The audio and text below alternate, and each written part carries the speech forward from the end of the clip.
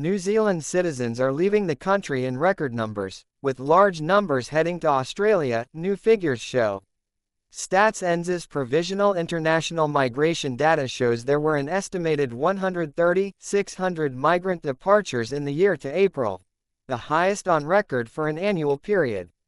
Of those leaving the country on a long-term basis, an estimated 81,200 were New Zealand citizens, a 41% increase on the previous year. The figure is a rise from the previous record of 72,400 departures in 2012.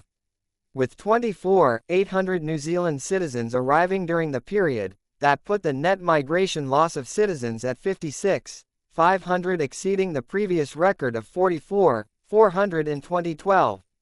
Overall, there was annual net migration gain of 98,500 as 154,900 non-New Zealand citizens entered the country. Migrant arrivals from India were the largest group, followed by the Philippines and China. On Wednesday, Stats NZ also released provisional data on migration with Australia. It showed in the year to September 2023, 53% of New Zealand citizen departures were to Australia. In recent years, New Zealanders, particularly young professionals and graduates, reported leaving the country due to high living costs and ongoing job shortages. It is also considered a rite of passage for many young New Zealanders to head overseas once they finish school or higher education. Stats NZ does not gather specific data from New Zealanders about why they are leaving, but said it can look at overall trends. Historically, changes in migration are typically due to a combination of factors. Those include the relative economic and labor market conditions between New Zealand and the rest of the world, said Tessin Islam, Stats NZ's population indicators manager. Brad Olson, Infometrics principal economist, said there are two main factors driving the migration overseas.